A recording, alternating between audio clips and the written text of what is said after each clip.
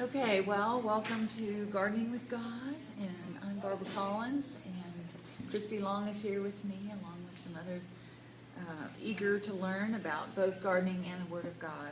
Let's open with some prayer, and then we'll get started. Father God, thank you for this day, and thank you for the light rain. Lord, we know that that rain brings nourishment to the ground, and we thank you that you give us so much in the ground. We appreciate it so much. Lord, we thank you for this word that will go forth from our mouths, that it will be a blessing to others to hear. And Lord, I thank you for this time that you've carved out, that you've helped with all technical things, and just help us to have a renewed spirit just by coming together and speaking of your name and your word. And it's in Jesus' name we pray. Amen. All right. Well, No, that's the way it is. So it's all right. It's fine. Yeah, the noise is coming from the bakery, not the cafe. Yes, the bakery. So that's all right. We're good. We can kind of semi-ignore it. Those of you who had your book, I guess it was just Valerie and Christy and I. So we may be the talkers, but we can read along, and I think you'll still be able to comment. The YouTube link for these videos, if you have to miss and if you move back to where you come from, this is the address right here.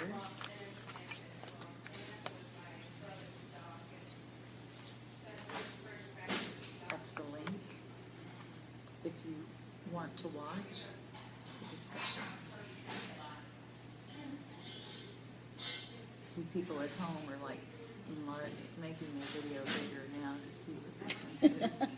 But you're here because you already know this link, because that's why you're here. So thank you, people on YouTube, for joining us in this beautiful place in Kerrville, Texas. We are at the Cafe at the Ridge at the Gardens and in the Wildflower Bakery. And so that's what you hear in the background. But we'll try and talk loudly. So I'm kind of a loud talker anyway. So hopefully this will record and be great and be fun. Okay, everybody have the link? Yes. Okay. We talked about the intro last time. Today's chapter is decisions and planning.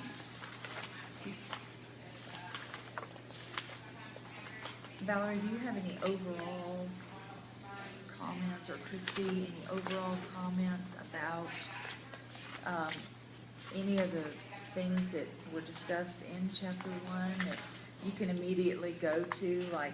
Well, I found that my question, because you had discussion notes. Yes. So, does the group relate Jeremiah 31 to the political climate that is found in today's world? I think the new covenant for forgiveness, I thought that was pretty profound when it's lined up with what's happening in the world. Yes. And some of the biblical locations, the names have changed, but it's still our world. That's what I found from Jeremiah 31. Yes. So her question is Jeremiah 31 a prophetic word, basically, for things that are going on in today's world? And I think there are many prophetic words and then fulfillments of prophetic words in the Word of God.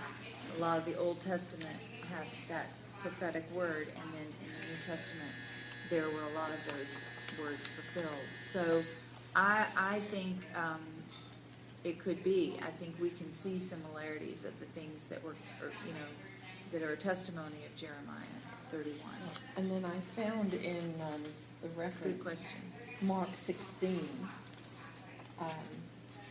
when God said, "Go into all the world and preach the good news to all creation.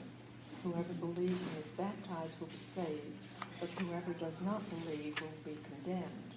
And these signs will accompany those who believe.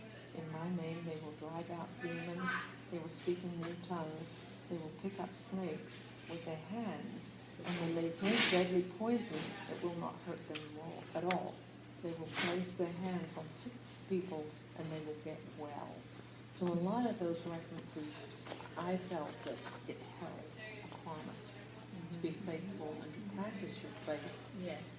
and not be attached of the world, but to live in the world with your faith. I have a, and I don't know, I can't remember if I mentioned this, this video that I have in this chapter or in a later chapter, but I do mention about a little boy that his name was Isaiah Sanchez, and I saw a news clip about him in the hospital while we were in Denver, and so I felt like we were supposed to go and pray for him and lay hands on him, and he ended up getting well and went home, and they did a story about him a year later, and he's totally well and normal.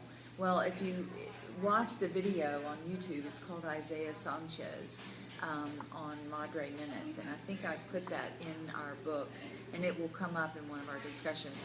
But it does talk about that, you know, that they'll pick up snakes, that they'll go and do what really the gospel has called us to do, and that's to gather and to encourage one another in the Word, to help explain it, talk about it, say how it's worked in our life. Things like that, I think, are so important that we don't always do anymore. We make our own religion or our own, you know, relationship with Jesus, which it is. But I think He's also calling us to be out in the world, and that we'll pick up snakes. Okay, now I don't know about you. You probably work with snakes. You know, you see a lot more snakes than I do. Them at all costs. You probably see a lot more snakes than I do, but I have a hard time with the fact that I would pick up a snake, because I don't even like how they feel when they get. I have picked one up, I don't even like the way they feel when they get in your hand. I'm terrified of it. Yeah, I wouldn't. I haven't. I know. So Perhaps that's the point. But that's the point of the birds, is point, that we'll be able to do that, and that just kind of blows me away. Because God will give us that, take away that fear. That's right. Well, He hasn't yet. Well, Because they terrify me. Right. Right. When I think when you're looking at the world, Yes. of the world, there are a lot of humans that have a snake-like tendency. Oh, Bill, No, yes. I think in today's world, that's what that reference brings. Yeah. That it's not only the animal snake, Right. but it's the human element that some people are Exactly. snake-like. Exactly. And I found that because even in Jeremiah 31, the reference is a lot to Israel. Well, what are we dealing with in the Middle East now? It's all of that.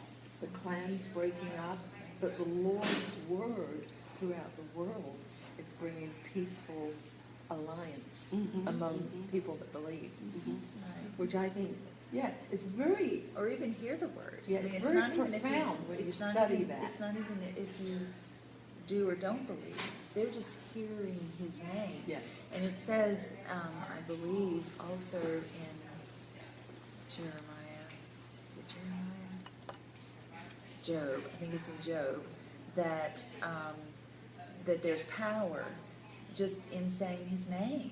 And so His name, with, you know, there are a lot of young people. My daughter's a missionary over in Africa, and just to put a little plug in there for her, but she is a missionary in Africa and is building a library so that children can have a resource, but they're going back to books. And so she's collecting books and building this library. And, you know, Because they do not have books available. they don't have books, they don't have computers, and the teacher will draw a germ on the board, but it just looks like a squiggly line. They just basically regurgitate without any sort of understanding of tangibleness, you know, the three-dimensionalness of the Word and of this world. And so they just draw it like a little squiggly line, and then she's going to bring in books where they can see a picture of it, and like So visual learning. Visual learning. They only go up to about 8th grade level. Last year and this year during Halloween, I go and buy all the little plastic skeletons because they use them for science over in Africa. Because it has like really they're bones. plastic, but it's a very good, Well, it's a you know, Great thing. idea. And so if you Representation painted of it, some if you didn't sort, make yeah. it so dark and scary, but, you know, the black, even though it's black, I mean, it's a hole, it's a cavernous thing. And so if you were to present it to them, not in a scary way, but in a, this is science, this is inside of you. And so she's doing things like that, and so I'm excited. So I'm the skeleton robber at Walmart. Whenever they come out, I'm grabbing them and sending That's skeletons. fantastic. And I don't even like Halloween. I don't like Halloween at all. Where in Africa is she? In Uganda, she is in a little village. The school is called Champions for Christ, Champions Christian Academy, and so her little project is Read Like Champions, and so she's building a little library that will have books that they can look at but leave there, and hopefully they won't get stolen, or, you know, sometimes they do, but they're gonna have to lock it. Are you familiar with this, Kathy? My grandparents were missionaries in Africa, wow. in Bowman, 1885. Oh my word. Yes. Oh and my word. My dad has written a book. When my mother was in the nursing home, he had a lot of the stories, and he put it in writing, telling about their adventure. And I have their picture of the caravan. They had to walk. My grandfather had to walk 180 miles to get married. They met in New York at a functional, Wow. and then One time. yeah, probably. and then my grandfather was looking at the new list of people coming over and said, "Oh, I know her," and apparently they courted and they got married. Wow. And but the picture is fantastic. I can't imagine. Yeah, I have to bring Bring it. it. Yeah, We'd because- love to see it. There's a lot of Christian verses that he wrote too. Yes. I'm privileged to have one of the books. And, Oh, wow. yeah, so Well, that's another thing I think is kind of a neat thing with technology that I look at it is through technology I was able to very meekly put this together, and we all were pulling teeth and working hard to get it done, and there's still, you know, flaws in it, but I think that's what my daughter did on her blog. She writes her, you know, about her travels and about her missionary work on her blog, and so it's out there in cyberspace, just like he wrote a book. yeah. So I think that's really neat. It really, it's, you know, because you forget about so many things. You know, you're told and then they kind of Yeah. disappear. Right. Um, So Those are seeds. Those are part of your heirloom seeds that It they is. pass on yes, and on, and they keep it alive by passing it. He took it and he wrote a book about it, and then now grandchildren and great-grandchildren. And we're So gonna that's, get to see that's it. exactly it. See, and It then is- my grandchildren, when they saw it, they said, "Oh, Nana, you need to do that on your family." So I'm going to now journal our family history, even though they've got the what do you call it, the outline of everybody. They haven't got the details. So it's really my father-in-law did that. But he didn't know how to put it in a document and save it and put it in a file and all that. Right. So he wrote it all 700 and whatever pages, and I'm not by kidding. hand. Well, not by hand, but old typewriter. in an email. Oh, in the Oh, So we my got word. over a 2 or 3 year period. He's been writing And this. sending his book to you, just as And sending them to Little all of chapters. us, all the children, and so now someone's going to gather them all, print them all, and put them in a book That's for pretty him. cool. Because he's That's old neat. school, he likes books. I like something tangible too. Yes. Well, Yvonne and I go to the same church, and I couldn't believe on Sunday last week in our bulletin, we had a wise woman once said there are only 2 lasting bequests we can hope to give our children. One of these is roots, the other is wings. And then it goes into the roots of the tree, the family tree, how it needs to be nurtured. What do we mean by wings? The wings of a bird enabling him to rise from the earth. I couldn't believe that was in the bulletin last week. And it all ties in It with what absolutely we're studying. ties in. I've It's had perfect. a sign with that on it for years. Yeah. From the time my children were babies. But that was, you have to, you can build their roots, but you have to give them wings. Yeah. You have to let them go. Well, and it says one little phrase, people without such roots are lonely, unstable, and groping. They do not find happiness or peace regardless of their wealth or position. But, yeah, that was profound, and it aligned with this, so I'm going to stick that on my journaling page, put the date. There you are. All right. What did you all think about decisions and planning? Christy, I had a lot of activity. It looks like on page 8 and 9, I wrote a lot of things. Let's go to Psalm 33. Oh, and I didn't bring my Bible this week. It's okay, you can share. Yeah, that's fine. You can share. Psalm 33. You may not be able to read my Bible because I have so much written on it. That's okay. I should have called that. It's okay. Psalm 33. Everybody there? Mm-hmm. Okay, so what we're going to do is just read it, and when there's an obvious break, like after a couple of 2 or 3, does your Bible break it up that way? Maybe not. Just read, 2 or 3 verses, and then we'll go to the next person around. Would that be possible? Okay, I need to know who is more familiar with iPads than I am. Probably me. Yeah, Just- either one. What's going on? Well, You trying to turn it on? yes. On the top, I think. When you came, I didn't bring my real Bible because of the weight, and Yeah. so, because I knew John had this, and Yeah. That's fine. No problem.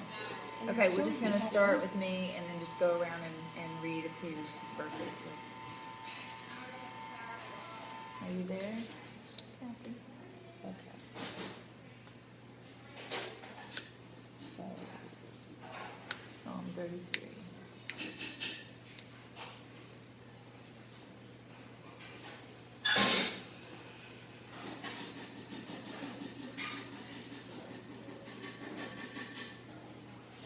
We can also pass the Bible. Mm-hmm. We'll do that until you're there, okay? Because we'll get to other verses too. Rejoice in the Lord, O you righteous, for praise from the upright is beautiful. Praise the Lord with the harp. Make melody to him with an instrument of 10 strings. Sing to him a new song. Play skillfully with a shout of joy.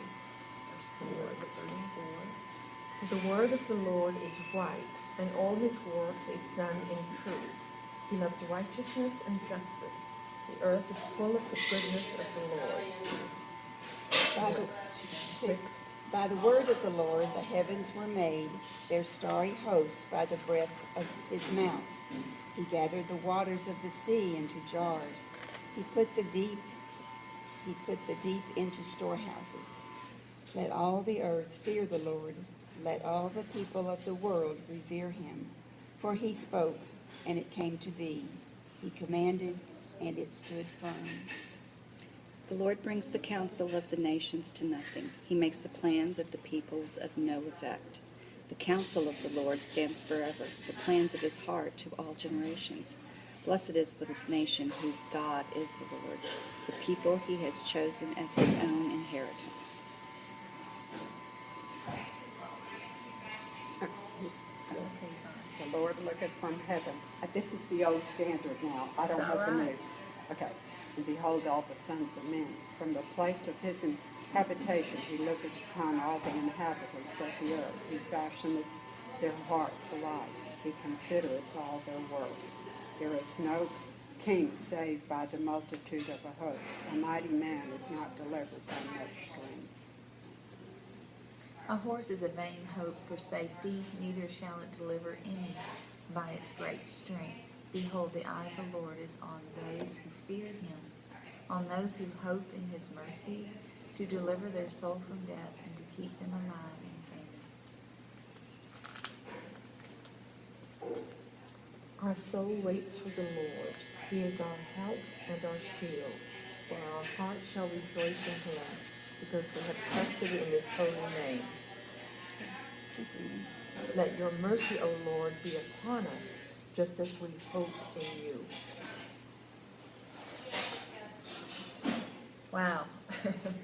When I first read this, I was sort of taken back with just how much there is in this verse alone. In the first few verses, he's asking us to sing, to play instruments, to shout, to dance. We are being called to praise and to worship.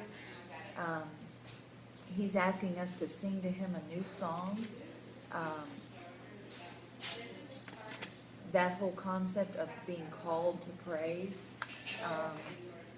I think tells me that I have a choice, that he's given me a free will to make that choice and asking me to make this choice and to always choose him and choose to rejoice and to shout and to play instruments and to do those kinds of things. So I think that's what's going on in those first few verses. The next few verses, for the word of the Lord is right, and all his works, he's talking about Jesus there, is done in truth.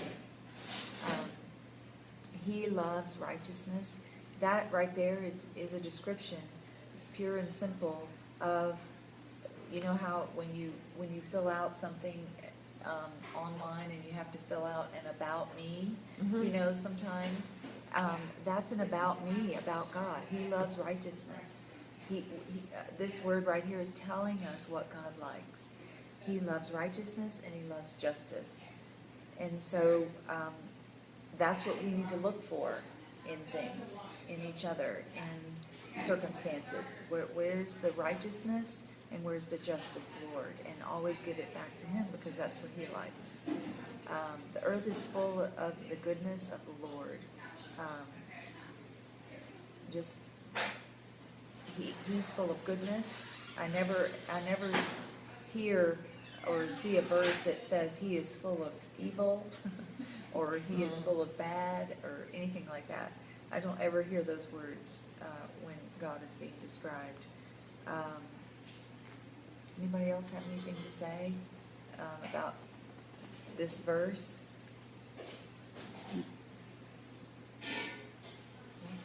No, down in verse 11, if you jump down to verse 11, it says, the counsel of the Lord stands forever. I consider this a counsel. I consider, you know, where any two or more gathered in his name, he's in the midst of thee. And so I consider this a counsel. I consider what you share and what you write to help me edit this and make it a better Bible study.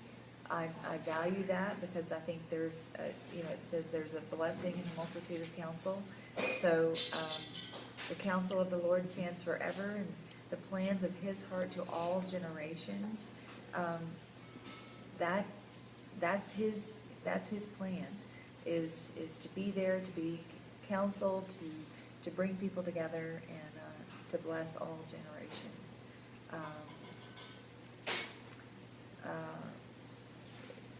If you jump down to 15, I wrote here, he fashions their hearts individually.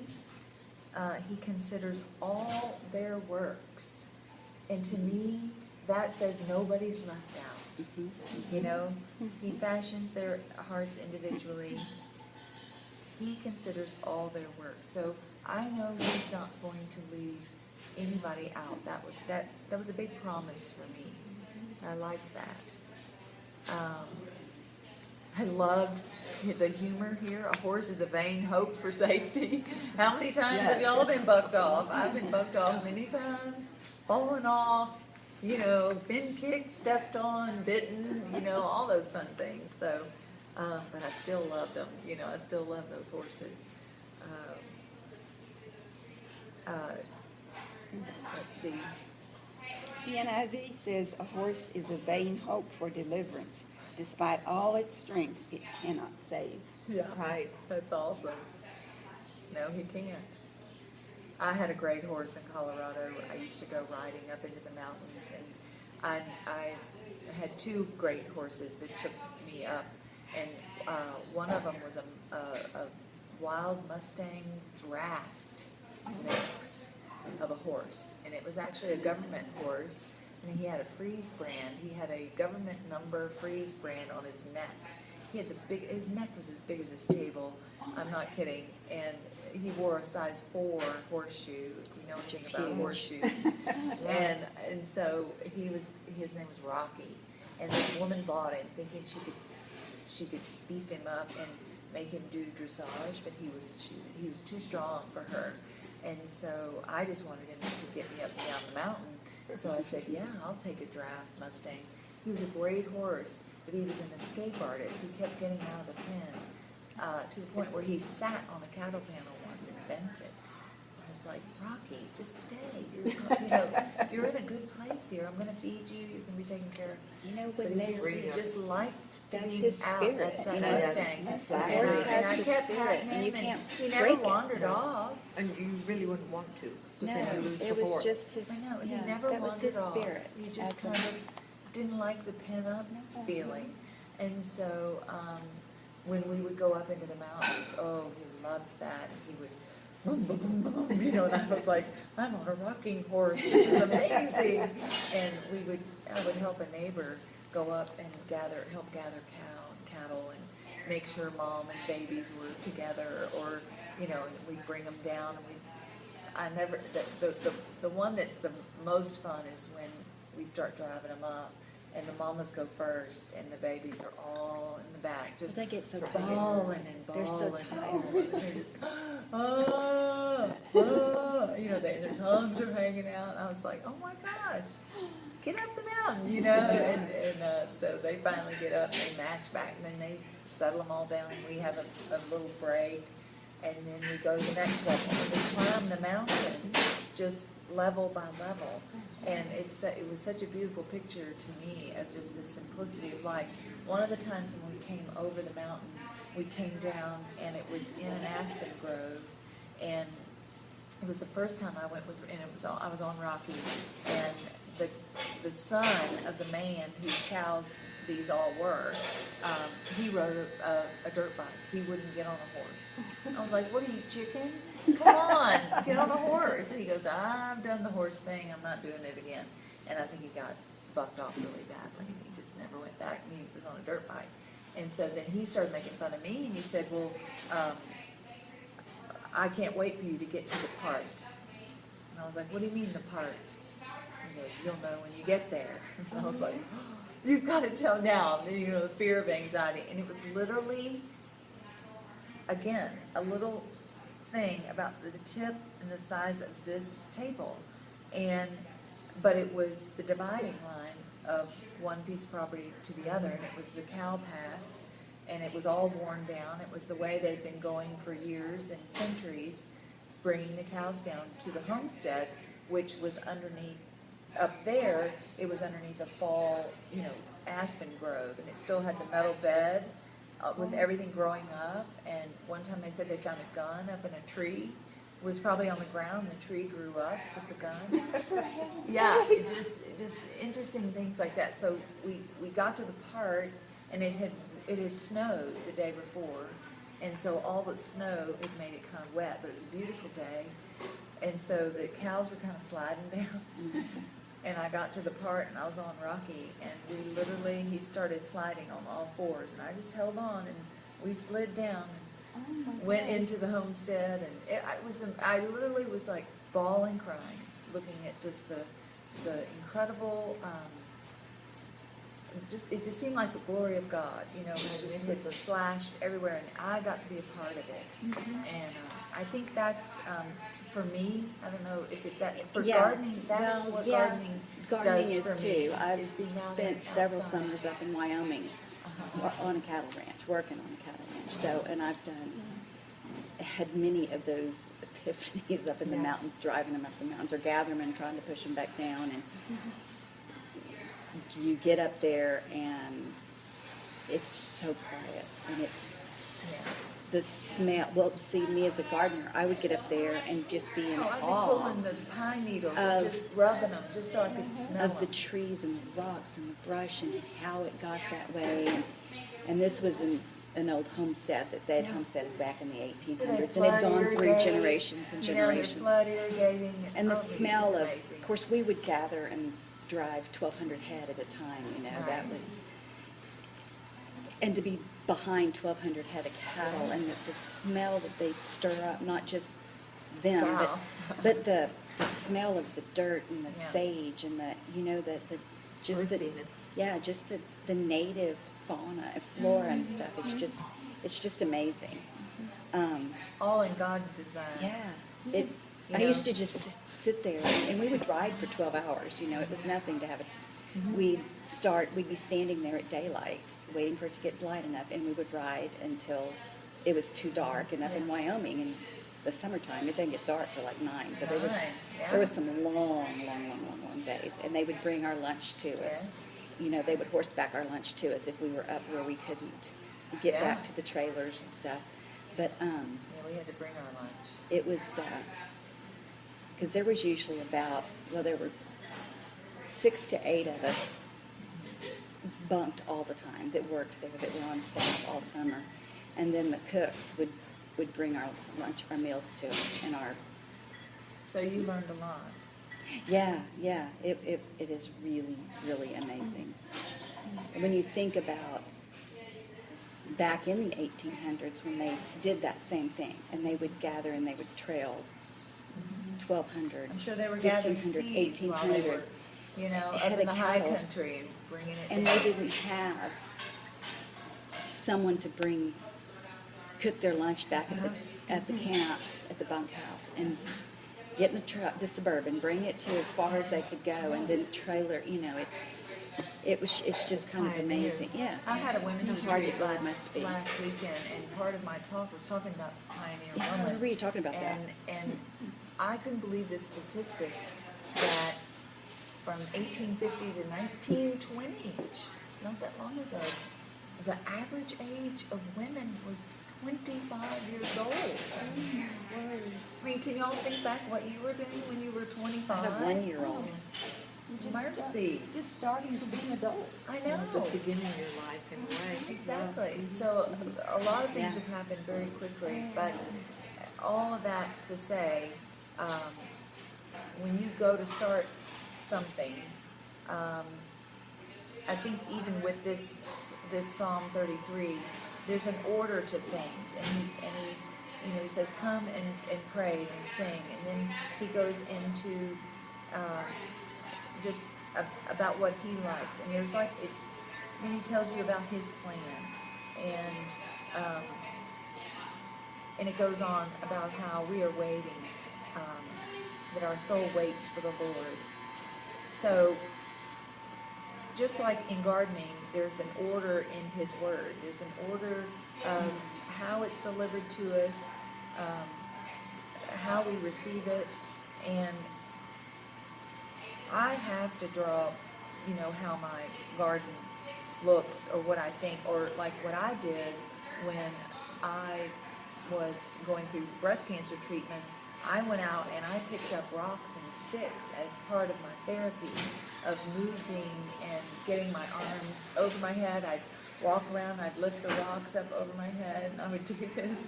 And so that was part of my therapy. But what I was doing was I was planning my garden and my new patio for my backyard. And I mapped it out with sticks and rocks. And the guys thought I was kind of nuts, but anyway, I had all these rocks laid out, and we still were able to use those. And I planned out a little compost area and everything. And so I think it's important to have, even, you know, I said in here, the best laid plans sometimes are on napkins. And they you are. know, companies are born off of, you know, napkins. The Yeah. cabin was on a napkin. Cabin was on that. Not at all what the drawing was. Yes. But it's beautiful. It turned out to Isn't be this a much, beautiful much different place? than the napkin, but it started on a napkin. I heard someone on Facebook comment that they had come out here last Sunday for lunch after church, and she posted have y'all been out there? That place is awesome. You know, she was really talking it up. It really is a beautiful place to Oh, be. it is. And it's so And nice. I've watched it just from the Awesome. beginning. Oh, me too. And it's just unreal. Just Yeah. Erupted absolutely in unreal. beauty. I actually talked to Really has. Billy before I talked to Christy, so I was like, what are you doing? This is awesome. I want to be a part of it. Yeah, everybody was like, what are y'all doing? So And there were I'm so so many thankful. stories going around about what it Well, was going to be. Well, I'm so This thankful. morning I sat in the swing and I noticed this wall and that wall has a wooden cross on it. Cross, yeah.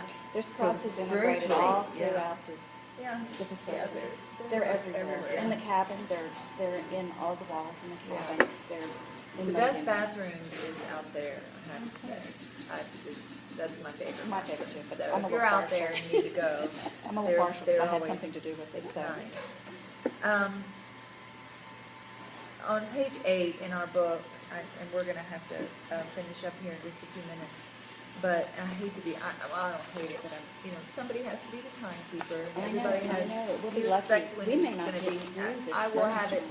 I will have it figured out for next week, but this will still work. It'll just be micro class. It'll be micro class. The decision to plant a garden is huge, a huge undertaking, and it requires great consideration. I'm in the middle of the page under read and journal. Deciding on materials to use, what is good, what is going to look like, what plants should I plant, how do I get water to the plants, how do I keep the animals and the bugs out, all those factors that must be factored into the design. There are many questions to ask yourself. And who else? Who else do you need to ask? Someone who gardens. I think I talk to a lot of people.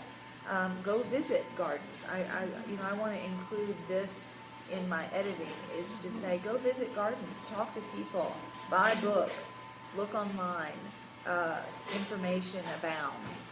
We're in the age of information. And so I love to look at just pictures, and so I got ideas. Coming out here gave me a lot of inspiration to write the Bible study. This summer would be out there or somewhere just typing away, because it's a very welcoming place, and the gardens, I think, really they say the rocks cry out to the glory of God, and so I really think, just the beauty They that do. abounds This here place does. is wonderful, and so I'm so appreciative. But I think here some of the questions about decisions and planning is, go and talk to other people and go visit their gardens. Are you on page 8? Yes. And now I'm going to skip over to page 9. And did you all read well, some of you all did, some of you didn't. I'm going to quickly just, in Genesis 6:3, the Lord indicates 120 years till the flood, and many take that to be how long it took Noah to build the ark. After 120 years of looking at a boat being built, Noah was 500 years old, and it seemed like a foolish thing. Time moved differently then, or they calendared it differently. God's word says, for the preaching of the cross is to them that perish foolishness, but unto us who are saved it is the power of God. I imagine Noah built the ark, or started building it right away when God asked him. How often do we jump into something right away with God? Oh, yes, yes, yes. And then we kind of like, then sit back and go, no, wait a okay, minute. I've had enough for a little bit. I cannot imagine the ridicule from others, but also just the self-motivation to get up and build this thing that he's asked you to build, and how ridiculous it sounds. Year after year as it sat there, until one day when the animals started showing up. How do you think he felt when he saw those animals? How would you feel if God, you felt like, or how do you feel? Because I really feel like he still is so alive today, and doing things through people and other people. How do you feel when you feel like he's asked you to do something, and then there's that confirmation or that affirmation in it that you feel like, wow, I really did hear from God, and now through someone else or through some other circumstance, he's confirming that. How does that make you feel? Do you think that's how Noah felt when he saw the animals? Oh, I absolutely. can imagine, because it doesn't say that God told Noah the whole plan. He said, Just this do big it. boat. But why? Why? You know, Yeah. he Where probably do was you go? thinking, Why, this is why, crazy. why? Why am I doing this? This is, Especially you when know, it was dry. but, Yeah, in the but, middle of dry land. but he had to have that faith Yes. that God would lead him in the right direction. So, So when the yeah, animals the came, trust. So when the animals came, he was like, now I understand. Now I that understand. makes It has sense to now. be big. Well, even when the animals came, I mean, I still can't imagine that he understood that there was going to be all this rain and a need for the boat. Right. And that all the Because animals would be with him in that flood. Yeah. Has anyone ever heard of the notion or the idea that there was not really rain before that time? That there was the mist that would hover over the earth, that would water the earth, but there never really was rain like we know it? Yes. Has anybody ever No, heard that? yes. I have Oh, that. yes. I have not either. I've heard that, and I never knew if anyone else had heard that. So, yeah. Living in the Northwest, we got a lot of rain. We Uh-huh. know a lot about rain. Yeah, it's true. So, I imagine Noah just was probably pretty blown away. I would. Have you ever been, well, this is like a personal thing, so you don't ever have to answer a journal answer. Don't ever feel like there's a right or wrong answer to any of your answers. But I just, personally, have you ever been ridiculed or mocked for having a vision for something? I put no, and I really researched that. And I don't think I've ever experienced that. Well, good You for know, you. But then I'm the youngest of 5 children. We So really- you're kind of raised to let things flow off Flow you. off. Yeah. And so I don't think I've ever attacked. I've had so many people when we were started this project here Oh, I'm sure. a couple of years ago. It never When worked. people would say, really, do you think this is going to work? Do you think this is Yeah. really going to, And there were a lot of people who, they thought we were nuts. And they've since come back and they'll stand out there Because in the they garden. came when it was the Roadkill Cafe. That Yeah. was the Yeah. name of this place. Yes. And What then a this name. was a pasture, and now they come back and they're like, I gotta tell you, I didn't think this was gonna work. I really Just believed this incredible. was not going to work. There's no way you guys could do this, and you have. I want to help and be a part of when you host your first wedding. I want to help. We already have. You've hosted a wedding here? Yeah, because this is beautiful. I have it here. This reminds me of England. I felt like I was in an English garden. Really? It's great, yeah. The different levels. So it looks like a lawn, even though it's not like the lawns we're Right, used to. right. But it's beautiful. Yeah. My personal experience with it, my father-in-law lives here at Tierra Linda, and he's slowly declining. He'll be 94 this year. And so ever since we came back from Africa, we have come every other month for the last 3 years. Wonderful. And the opposing month, the only other son in the family lives in Colorado, and he makes a visit, but he was still working. And so we come for 2 weeks. He comes for long weekends. And we have eaten in here many times, never walked beyond the restaurant Yeah. until I walked down there Last last week. And, because I was by myself, he comes with the vision, we're going to eat, then you leave. Yeah. That's That's the bend. the men. You go with your purpose, you fulfill your purpose, you go home. But driving by on the road, he looks at it every time we pass and go, I don't know how those people stay in business. I never see a single customer over there. And so when I came last week and saw it and went back and I said, you have to come. You have to see this beauty. And, tried to explain it to him. Neither my husband nor my father-in-law just thought, oh, yeah, right. You probably saw one pot plant and thought that was fabulous. Oh, my goodness. Well, they just Well, need we to are see totally it. blessed. Intriguing. It is. So we know that planning is very important. Christy, what do you have to say about planting? Oh. We'll wrap up with When what you. to plant a garden, there's so much. You don't just go out there and throw seeds in the ground. There's so much you have to plan. You have to determine, is this garden going to nurture my soul or my body? What am I going to grow? You know, a garden for food, or am I just going to, or flowers, cut flowers, Yeah. and then you have to determine. There's just so much. Then when you determine, well, what do I want to grow? Do I have the right conditions? Do I have enough sun? Am I going to be able to get water to it? Is the soil the right kind of soil? There's so many decisions to stop and think about before you ever even stick your first little shovel in the ground. And then, you know, I always, even at this stage in my career as a gardener, I still will stop and research and make sure that, is this going to be the right plant for the right place? Because ultimately you have to have the right plant for the right place. And so, yeah, there's so many decisions to be made. And see, and I felt mine all went more to the personal, because I live where we don't have a big garden. We just have the baker's rack. But I looked at do the family and community roles for the second question. All of that brings wonderful bouquets. You know, what do you think God's vision is for your life?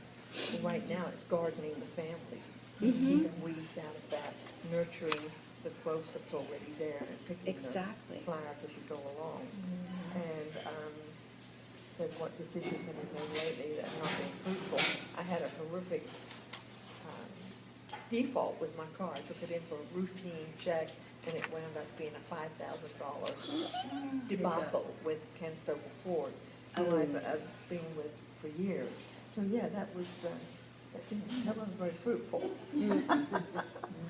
And the harvest, I think that was interesting too. In a garden, you go out and you pick the flowers, and you have a tangible. And Yvonne is like a bouquet for me, because she's a new friend. And we found out we have so much in common in our life journeys. So I looked at it that way, and when it came to the part about the rabbit, my Chinese horoscope sign is rabbit. And I just read it last week when my daughter and I went over to the Chinese restaurant for sushi. Oh, So, really? and the rabbit is like a self-appointed leader of the group. Okay, Nana, you know, because sometimes the children say, oh, Nana, and I say, okay, I have to go into my other side. Yeah. So I enjoy journaling that, because it does make you ponder on what you've read and how you're going to apply it. Good. So I found that was very, and then I even, living on the Man. hillside, I did my little garden over. Did y'all see her drawing? Oh my goodness! Yeah. I love that. And then That is so and then neat. I put all the plants along from here, the back of our house, and there's a huge wall that stops the deer from coming down. So we have all of these plants that are listed around here lined up against the wall. But my daughter definitely has a green thumb more than I. Like Karen we said, discussed that she last could week. pick one little piece, and then it's prolific. But yeah, and then in my bathroom, she gave me last Easter a little cactus garden. It's in yellow, so it's in a window. And I have here an ornament that's got fish in it, and then I have a mermaid here, because when I was 55, Karen gave me scuba diver training in Bonaire. So I bought the mermaid, because I used to swim and keep my head above water. Talk about trust and God's world. When you go down 100 feet into I the ocean am and you see terrified all of of that. that, Feel the swell. and you are peaceful.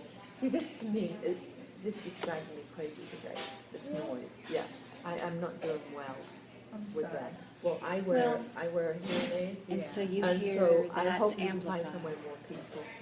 Yeah. We'll work on Because it's interfering with my We peaceful will work thoughts. on that. But when you're in the ocean and you go down, you hear nothing except your own breathing. So then God, you know that God is in charge of everything on the land and under the sea. Yeah. But it's so beautiful, so I bought a little Mermaid. mermaid that sits Well, in here's my bathroom pretty window. drawing. It's just a bunch of squares, but Yeah, this but that's is the what they size start of my off garden. at.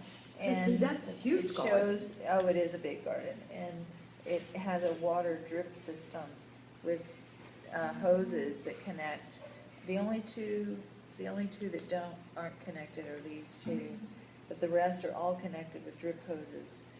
And then we're gonna hopefully do some more, I wanna do like a table down here, and then do a couple more, maybe an herb kind of thing going over here. So, anyway, that's my drawing. Yours is so Are beautiful. you familiar with frangipani?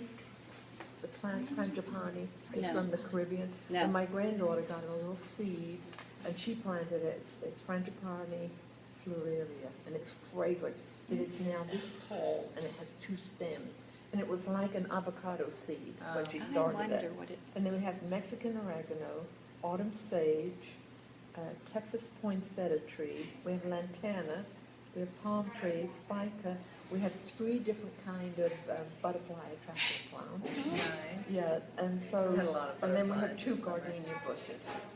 Ooh, So our gardenias. garden is basically pots. container Yeah, garden. That's fine. Yeah. It's That's still a good. garden. But I It's think a I'm gonna container do, garden. my plan is to do bulbs.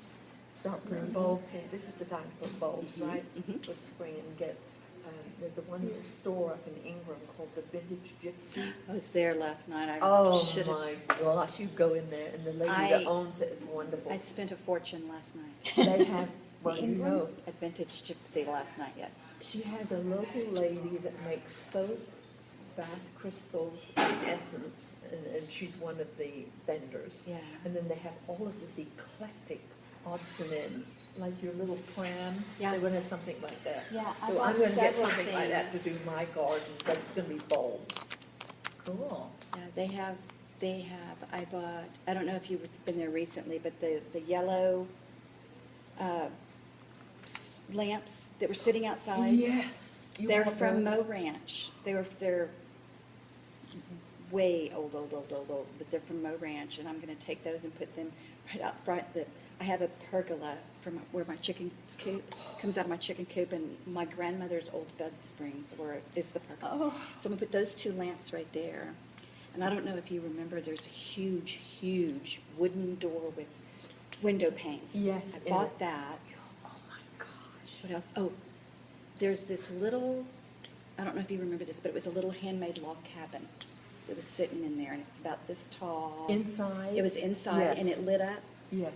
I am totally gonna make a giant miniature garden with that thing. Here or at home? Probably here. I Have spend you more seen the time little here. doors and things that they put at Oh, the base yeah. of trees in New Orleans? I Yeah. love that. You'll be walking along and They're someone very will have good. like Yes. a little door with a light. Someone went all to the trouble to even do like a little light. And it looks like the entryway of a door, and it's at They're the little root of a fairy tree. gardens that they built. And it's hilarious. Now, They're outside along the Yes. There, sidewalk? when you're walking along the sidewalk in New Orleans, and I was thinking Yeah. there are other places too, Other but in New places, yeah. Orleans, I've seen them more. And you're walking along, and all of a sudden you're looking at, because the roots are so prolific there, and so people will put these little things And there. they build But these let's little- close in a word of prayer, and then if people need to leave, then we'll do that. Lord, thank you for this day, and thank you for this time. Fill our hearts, Lord, with more of you and less of ourselves. Thank you, Father, for ordering our steps and multiplying our rest and our time. We just praise you. Thank you for this study and for safe travels for Kathy and for continued friendship online. In Jesus' name, amen. Amen. Thank you. All and right, that was you're one thing welcome. I When you forgot, excuse me, last week, I had called in to register weeks before and left a message, nobody ever called me, so do you ever run those messages? Yeah. Well, I think a lot of people called in and didn't get response, Well, we'll go over there and check. yeah. You said that, let me-